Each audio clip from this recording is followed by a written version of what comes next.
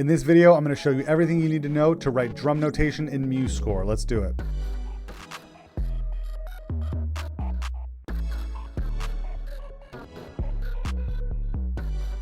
How's it going, guys? My name is Carlos Plaza. I am the program director of a nonprofit called Drumming for All. I will talk to you guys a little bit about that in a bit. So for now, let's jump right into this. I'm not going to explain to you how to download Musescore.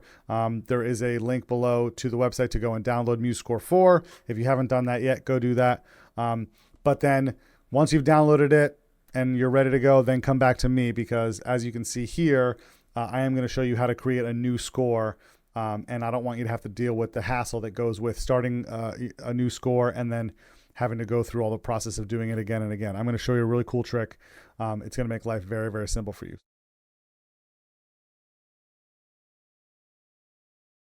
Now that you have Musescore downloaded, you're going to go ahead and open it. You're not going to have any of these. Obviously, these are songs that I've been working on. You're just going to have new score. So you're going to click on new score, and then you're going to go down to percussion unpitched.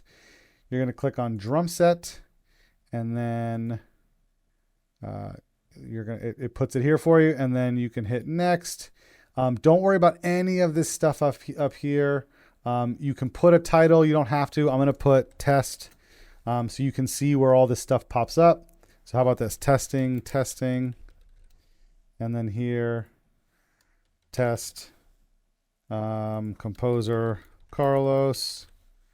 And that way you can see where all this information is going to pop up. Like I said, don't worry about any of this 4/4 time. Don't worry about any stuff like that. That's all stuff you can edit in there.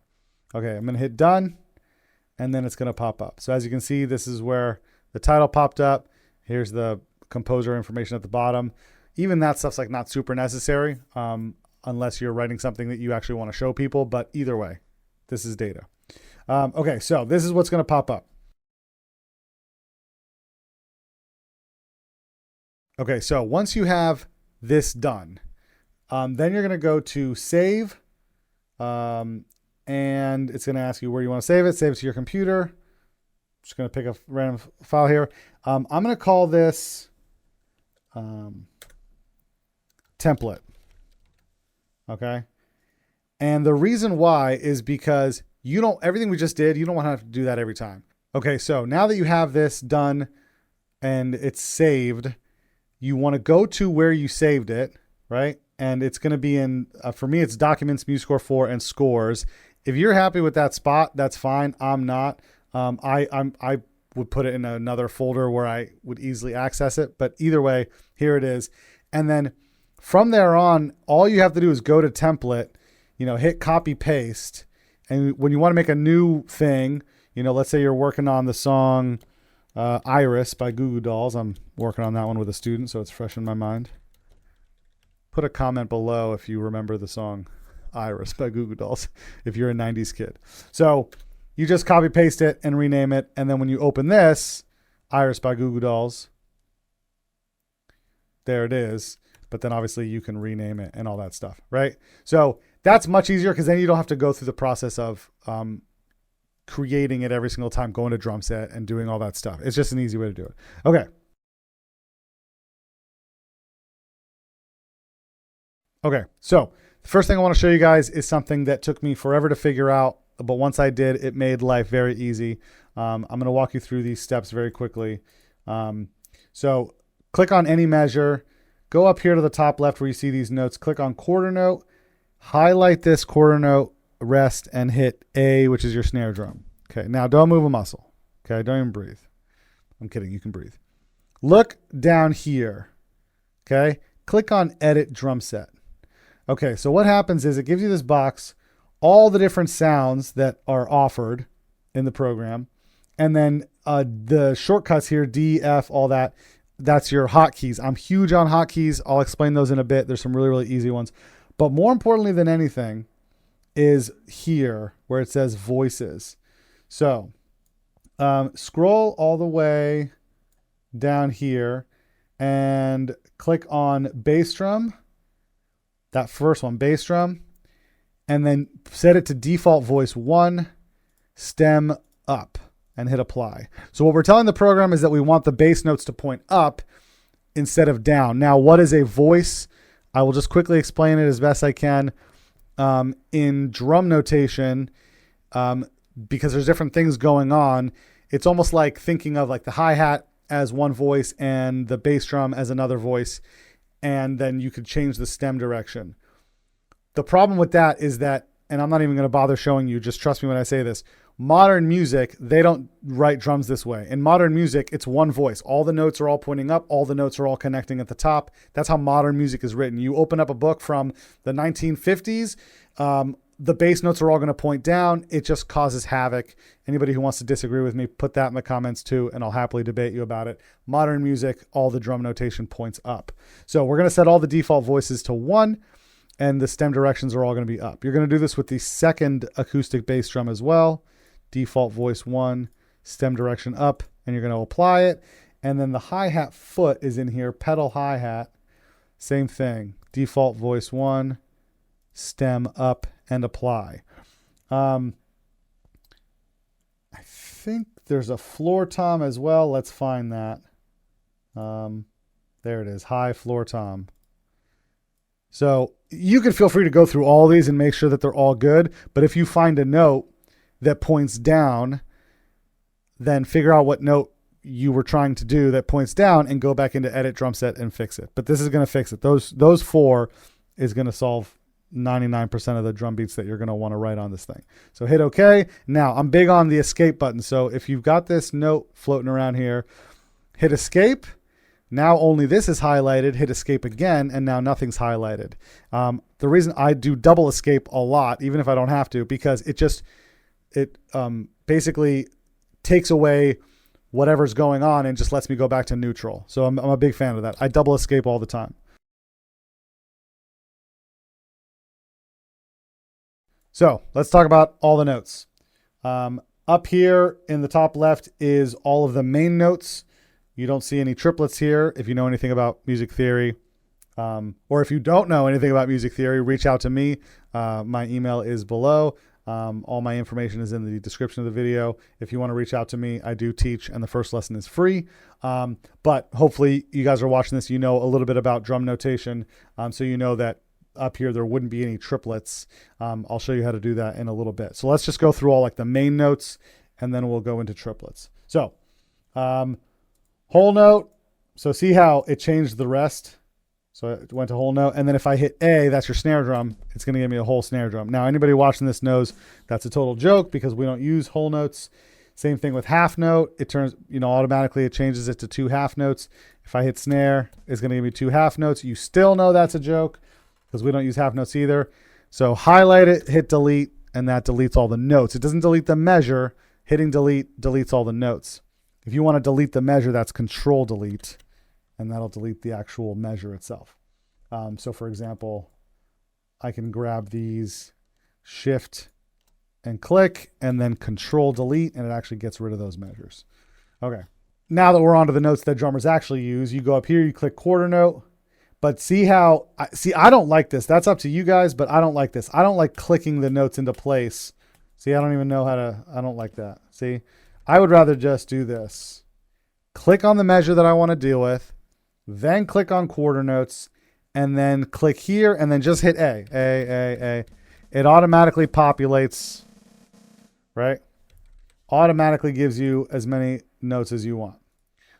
All by hitting A, which is the hotkey for the snare drum. Like I said, big fan of just clicking on the measure and putting the notes in. All right, let's do eighth note. So I'm going to click, delete. I have my measure highlighted. I go up to eighth notes, click on the first one, and then just hit, let's do hi-hats. That's G. Okay. Again, double escape. And then now I'm able to start fresh. So these are our eighth notes. Okay. Delete. So 16th notes. I'm sure you guys get the point here. Click on the first note, hit whatever A for snare drum. You guys get the picture, right? So you click on the measure, you click on the note, and then you can fill in that whole measure. So quarter notes, eighth notes, 16th notes, etc. So now what about eighth note triplets? So here's how I like to do it. Again, I'm all about the hotkeys. I highlight my measure where I want my triplets. I click on the quarter note, click on the rest, hit Control 3, and those are your triplets. For Control 3, it's going to fill the highlighted note with the triplets.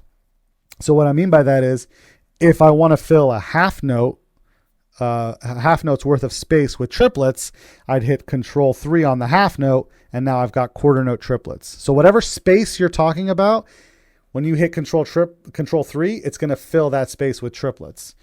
If you didn't know there was such a thing as quarter note triplets, free drum lesson. What about eighth notes? So let's say I want to fill an eighth note space with triplets. Those would be 16th note triplets. I highlight my eighth note, rest, and I hit Control 3, and automatically it populates those triplets. Then I hit snare, snare, snare, right? And those are my 16th note triplets. Okay, so again, highlight the amount of space you want to fill with triplets. So in this case, I'd like to fill a quarter note space with triplets. Control 3, and then whatever, snare, snare, snare. Now, real quick, let's say I don't want the snare drum here, but I don't have a hotkey for every note. I can click on this and hit your up and down arrow. Those are different snare sounds, right? And I can go through all of them. This is what happens when I just hold down the up key. Always fun. There's your china, right? Ride bell, tambourine. So all you have to do is hit the up key, and then let's say I want to switch it back, right? I highlight it, hit the A, and it gives me back a snare note, and I double escape. So just for the sake of argument here, let me fill this measure with some stuff. Click on the quarter note. Let's say I want eighth notes, snare, snare. And then let's say I want to repeat this. Grab it, shift, click here, copy, click here, paste, and it's going to put it down for me. Very, very, very easy. And then same thing for the whole measure. You can hit copy, paste, paste, etc. Okay. So again, look at how many things I'm doing that are just on my keyboard with copy pasting and the triplets and the hotkeys for like the snare drum, B for bass. So it's all about the hotkeys.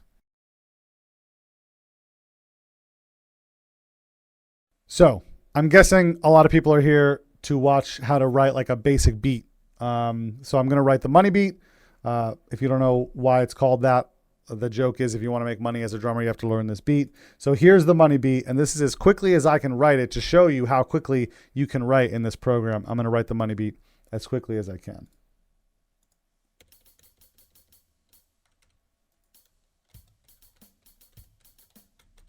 Done. And if I click on it and hit the space bar and press play, then you'll hear it. Right? And then if you don't like that janky screen moving, then you just zoom out and it won't do it. Right? There's your money beat. Okay. So how did I do that? Well, as you know, I clicked on the measure, clicked on eighth notes, hit G for hi-hat and went all the way across. And then I clicked on the hi-hat and I hit Shift B. So I'll do it again nice and slow here for you. Eighth notes, G, G, G, G, G, G, G, G. Double escape. Then I click on the hi-hat and I hit Shift B. B for bass. Double escape. Now, let me edit undo that here. If I'm here, I can move my arrow and go back over. So that's one way to do it. Again, all about the keys. So I move over. If I just hit B for bass, it's going to replace it. Edit undo. If I hit Shift B, it's going to add it. If I click on it again and hit Shift A, it's going to add a snare drum, right? So I can add as many notes as I want on top of the same stem, but I have to hit Shift. Edit undo. Okay, so B, so I was here, then I just arrow over, Shift A for snare, arrow, arrow, Shift B for bass, arrow, arrow, Shift A for snare, double escape. You can write the money beat in a couple seconds. Obviously, in this video, I can't show you every single tiny little thing on Musescore, but just already, even though I'm definitely not done showing you what I want to show you, already you get a sense of like, okay, hotkeys are super important. Double escape is going to help you not accidentally add notes where you don't want them, which is usually what happens. And then edit undo is your friend, of course.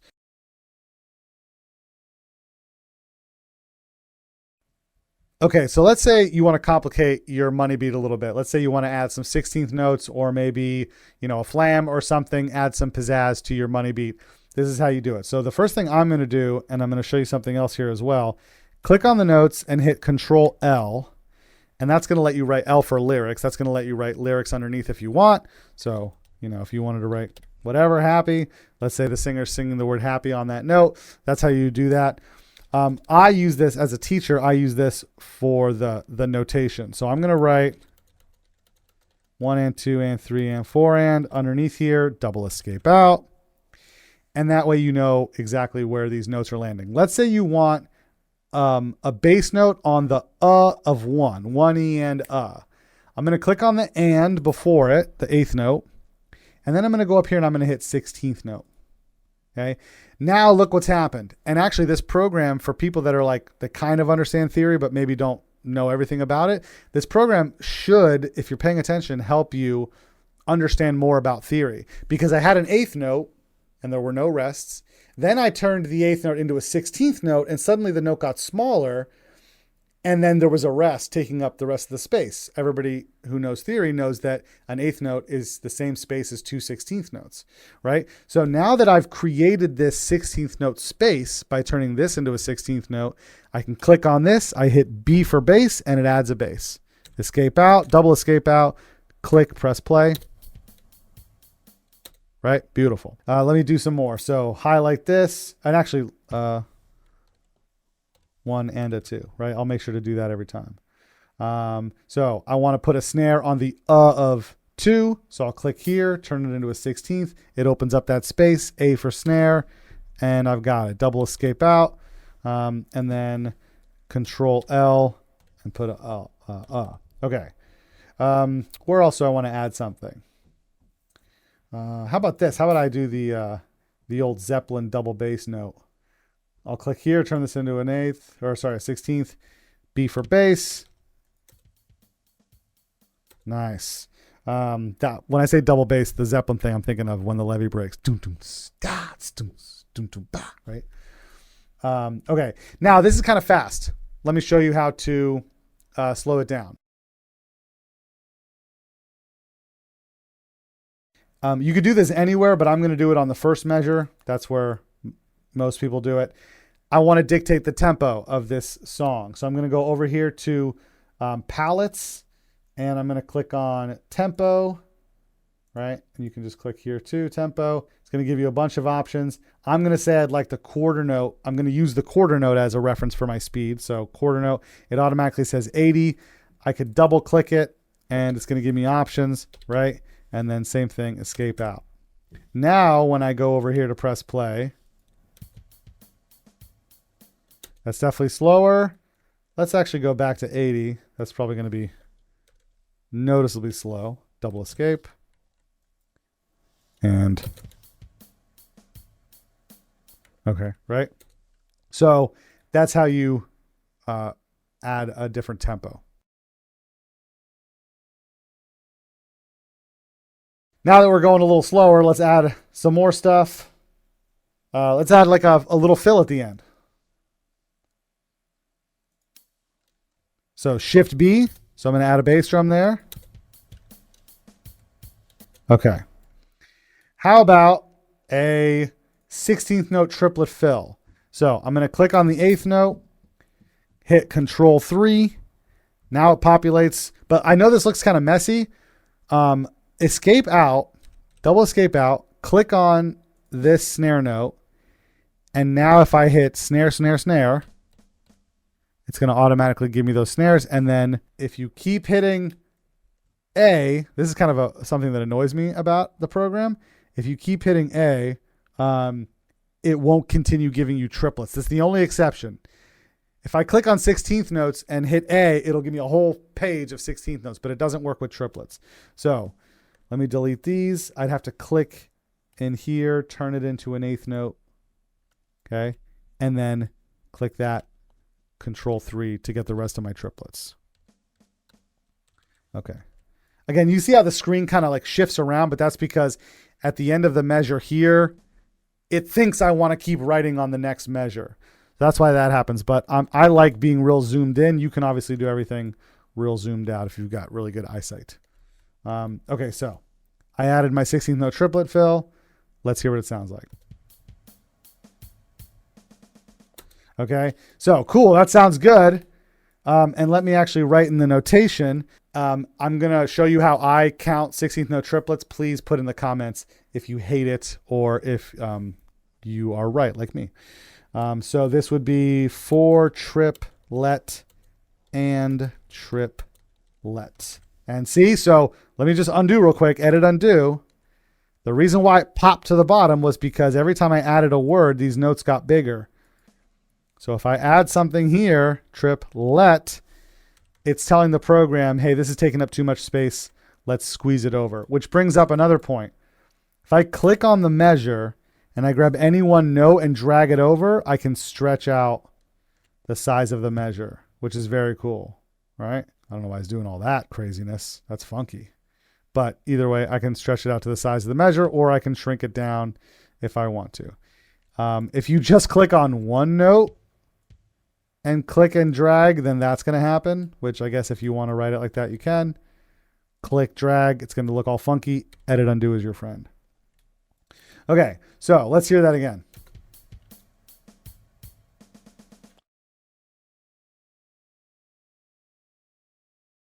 This is how you add accents to your music. Very simple. Click on the note you want to add the accent to, Shift V. An accent's kind of like a sideways V, right? Now it puts it below, although in every drum book I've ever seen, the accent's always on top. Totally fine. Click it and you can move it, right? Move it above. Now check this out. If I click on this and hit copy, and then I click on this note and hit paste, it's going to put it up here. So if I don't copy paste it and I want to put an accent here, Control V. Hey, what the heck? Making me look bad, Musescore, by being so darn great. That's weird. Yeah, it did that. I actually didn't even know that. Because certainly you saw before when I did it, it put it down here. But it's almost like as soon as I moved it up here, it told the program, this is where I want all the accents. Dude, I didn't even know that. That's awesome. So now I can click here, Control V, and it automatically puts it on top. That is dope. Didn't even know that. Okay, so now you're going to hear the accents. Right? You heard it? So now, here's how you write ghost notes in Musescore. You go over to the palette and you click on accidentals. Now, it's this parentheses here, but it's not going to be here when you open up a brand new version of Musescore. You have to click on more, and it's going to be all the way down at the bottom down here.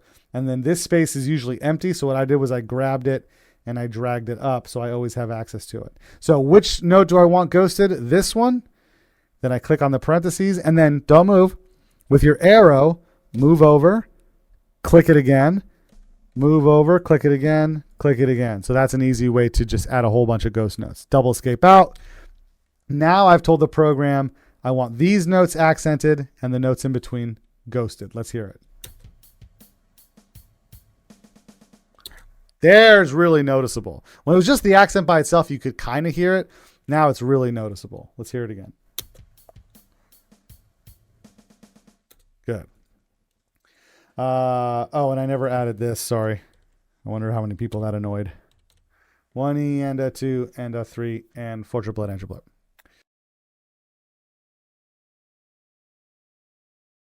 Now let's write an open hi-hat note. So I'm going to keep this same measure. We got a cool beat going. Let's stick with it. There is a problem with the open hi-hat note, as I'll explain here in a second. First, I'm going to simplify this. So this is kind of cool. I've got this beat. Let's say I don't want this bass note on the 16th note. I'm sure you'd think well, I don't want it, so I'll delete it. Don't delete it. Don't bother. If I tell the program to not think about these as 16ths, and because I want to get rid of this bass note, I'll just turn this into an 8th note. So I go up here, click 8th, and it gets rid of the bass note. That's one of my favorite things about this program. It doesn't shift everything over like the old versions did. It's intuitive in the sense that it knows I'm just trying to get rid of that bass note. I'm going to do it again. I want to get rid of this bass note, so what I do is I click here, turn it back into an 8th note, and it eliminates that bass note. Okay, I'm going to add a bass here, Shift B, double escape out, and then I want to open hi-hat on this and of 1. Now, here's the problem. As most drummers know, writing open notes on music, different teachers write it different ways. I, as a teacher and as a drummer of many years, I get it. I don't have a problem with it. You tell me how you want to write your open hi-hat notes and let's do it. But this is an automated program that already has its own language. So if I actually want you to hear what the open hi-hat note sounds like, then so I'm going to click here, and I don't remember where it is. Bear with me. I'm just going to click up arrows till I find it. There it is. Double escape out. So this program wants the open hi-hat written in a different spot. So it has to be down here. Put it in the comments below, but I seriously doubt there's anybody watching this video right now that actually writes open hi-hats this way. Maybe there are, so cool, but I've never seen it until I saw this program. But watch this. When I click, oh, sorry. Let's do it again. I know that's a little annoying when it's janky like that, but you just zoom out.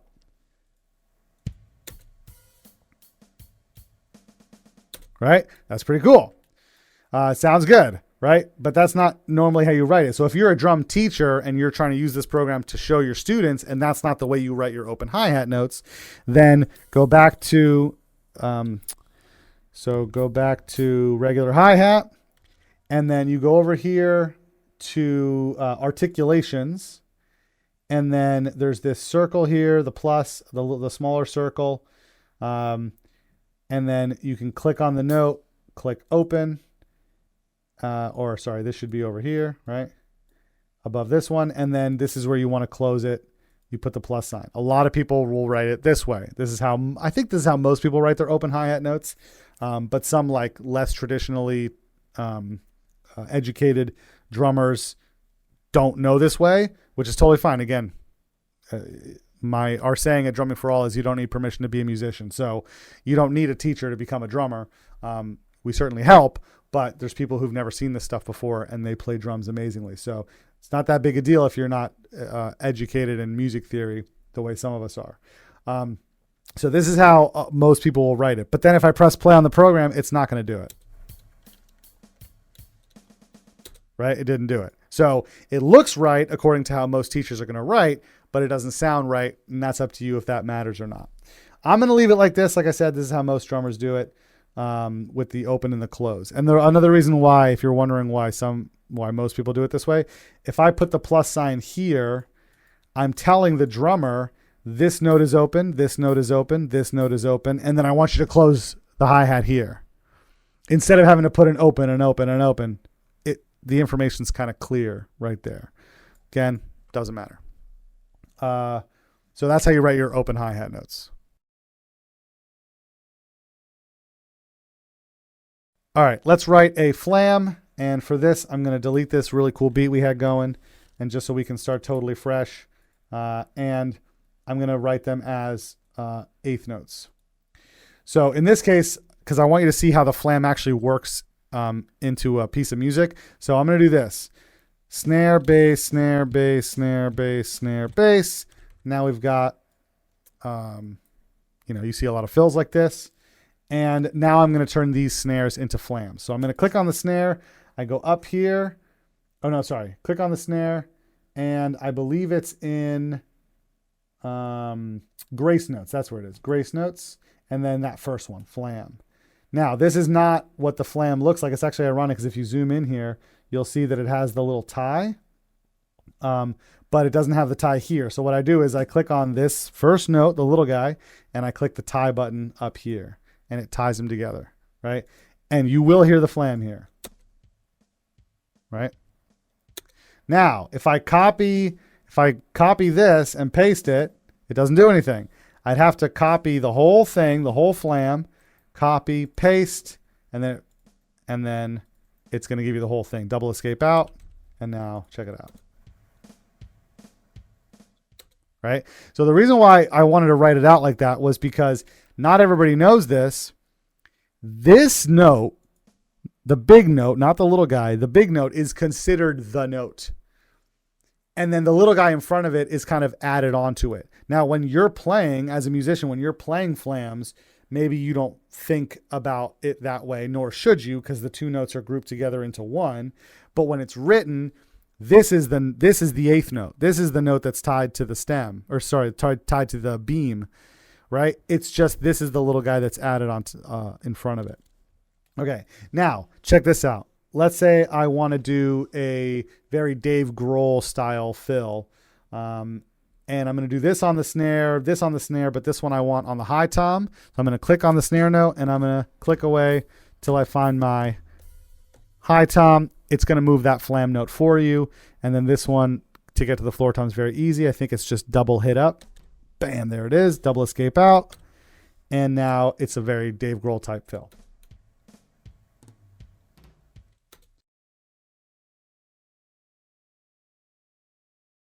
This is how you write double strokes and triple strokes and rolls on Musescore. And it's called tremolos in the program. That's just what I've come to call them. I don't know if that's what the little line is actually called, like in drumming circles. But in the program, they're called tremolos. And this is exactly what you're looking for if you want to do double strokes. So let me draw in some quarter notes. Okay. And then let's say I want this snare note at the end to be a double stroke. So one way to do this is to make these eighth notes, and then actually remember Control L gives me the lyrics, so I could say R space R, and that's telling the reader to do a double stroke, right? But in drum notation, especially when we're talking about rudiments, they don't write it this way. They use those dashes, those tremolos. So I'm going to go to this quarter note. I'm going to go over here to tremolo, click on it, and then it's got all the tremolos here, as you can see. Now, if I click on this first one, it's going to give me one dash. That automatically makes it an eighth note double stroke. And you're going to see, if I'm worth my salt, you're going to see that these two measures sound exactly the same.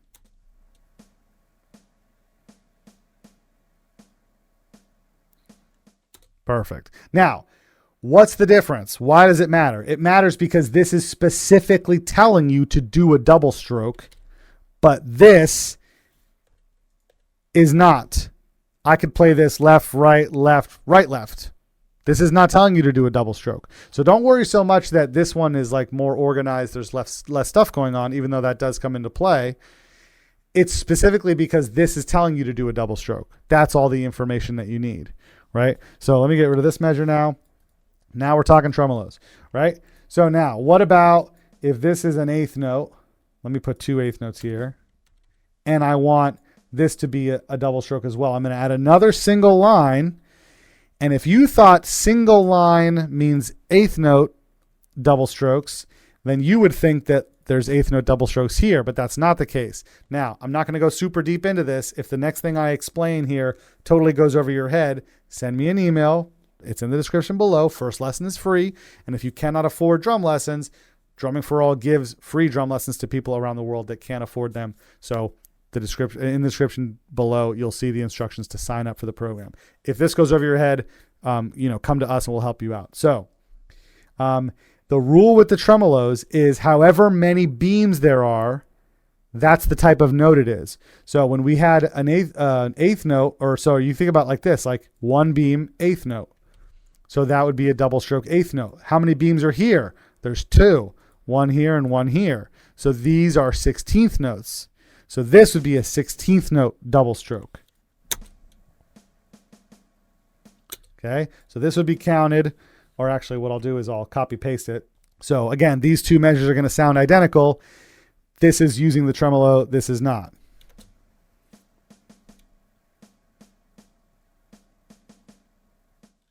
Right? So this is counted 1, 2, and 3. And then this is 4 and. Right? Ooh. So these sound exactly the same, but here I'm using the tremolos. And every time you add a tremolo line, you're telling the program that that is considered, one note down the scale. So if it's one line, it's eighth notes. If it's two lines, it's 16th notes. And then obviously, if this is a 16th note, right? So let's say we want to do a quick double stroke 30-second note here, and I know I've lost some people here, I apologize, but this is all part of it. If I want to add a single tremolo line here, that would be a 30-second note. So these two things are going to sound the same.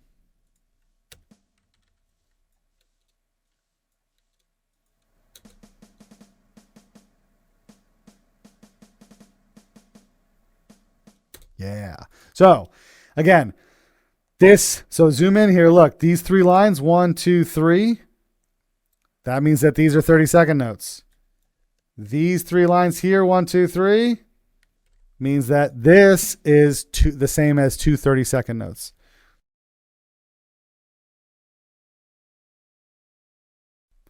All right, let's get into dotted notes. So the most common one is the dotted eighth note. So I'm going to click on my measure, or you can click on the rest itself.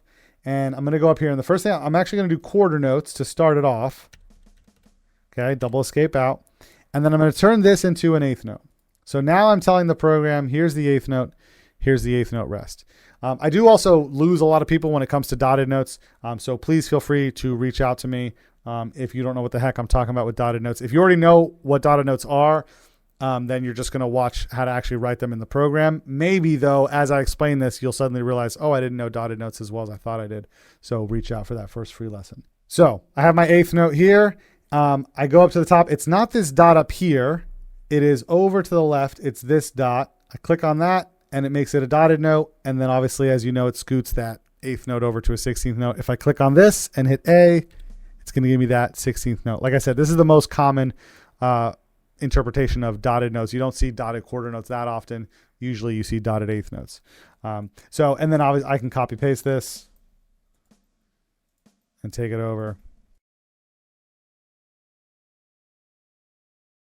Let's talk about writing time signatures in Musescore. So you go over here to the left, you see where it says time signature. It gives you a bunch of options. Some of these are my own creation, so you won't see all these when you open yours, but you can create your own. So let's do a measure of 4/4, and I'm going to click it and drag it over. That's how I like to do it.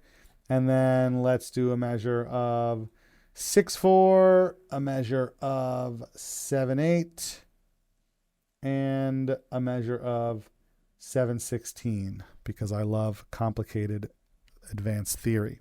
I mean, that's your answer. That's how you do time signatures. So for those of you who know what to do with time signatures, now you know how to write them in Musescore. But for the sake of argument here, let me actually play around and have some fun with this. So I'm going to fill this with eighth notes. So I filled in all those measures with eighth notes. This last one, I'm going to fill it with 16th notes. And that's because it's over 16. So if I do eighth notes, it's going to make it sound janky. And I'm going to put quarter notes at the beginning of each measure. So I added the bass notes. And now I'm going to bring the speed up all the way up. We're just doing this for fun here. How about 150 BPMs? And let's play through these.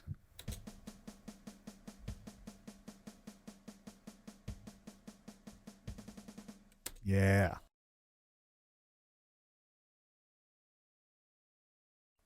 So here's an issue that comes up with the time signature thing. You have to be very careful when you're messing around with time signatures in Musescore. Now you can always like edit, undo your way out, but you'd rather like think ahead and know exactly what's going to happen with Musescore with the time signatures. So let's say I want this measure to be in 7/8, right? Which means I'm going to have to get rid of this eighth note at the end here because there won't be any room for it.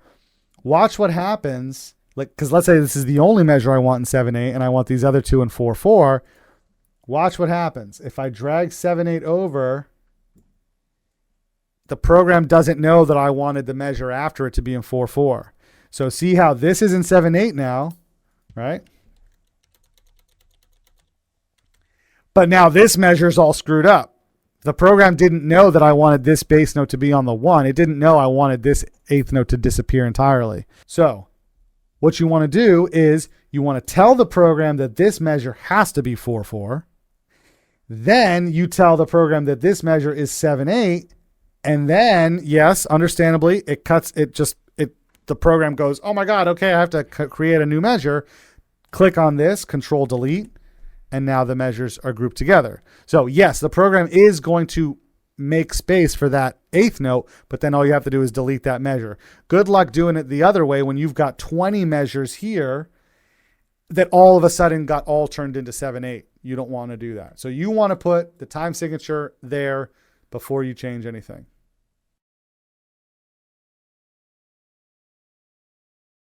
All right, let's talk about repeat symbols in Musescore. So I've got a nice little money beat here. Let's say I want this to be repeated. I go to repeats here. Very simple, very easy. I click the left repeat and the right repeat, and it automatically is going to put those in there in the same measure. Click, play, and it actually does it, right? Let's say I've got, two beats that are slightly different, right? So I can't put repeat on this one because the beats are different. Okay, so if I want to repeat these two measures, then I put the left repeat there, and then I go to this measure, hit right repeat, and now it's going to repeat the two measures.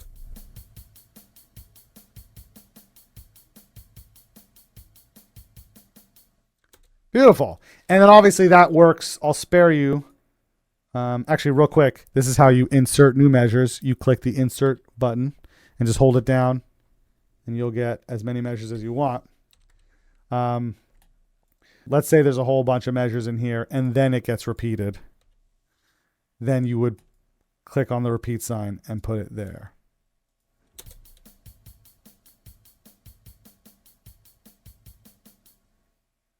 Right? It's going to take it all the way to here and then it's going to repeat it.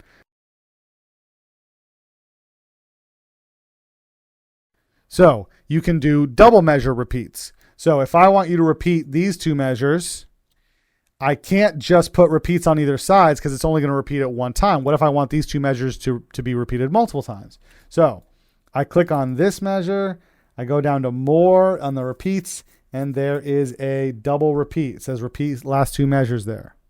Drag it over. I don't know what this little thing is. I always delete it because I think it looks better like this. So check this out.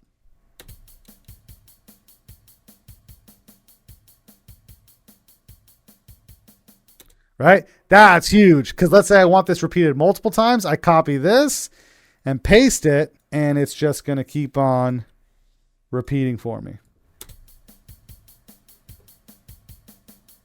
Right? Keeps on going. Now, check this out.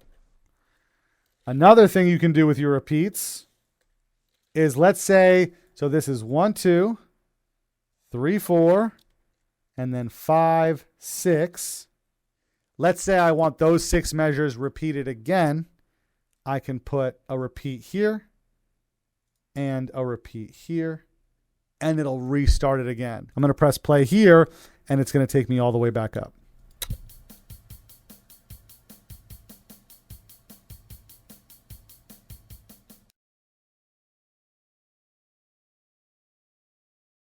What about adding text to Musescore? So, over here, you see where it says text.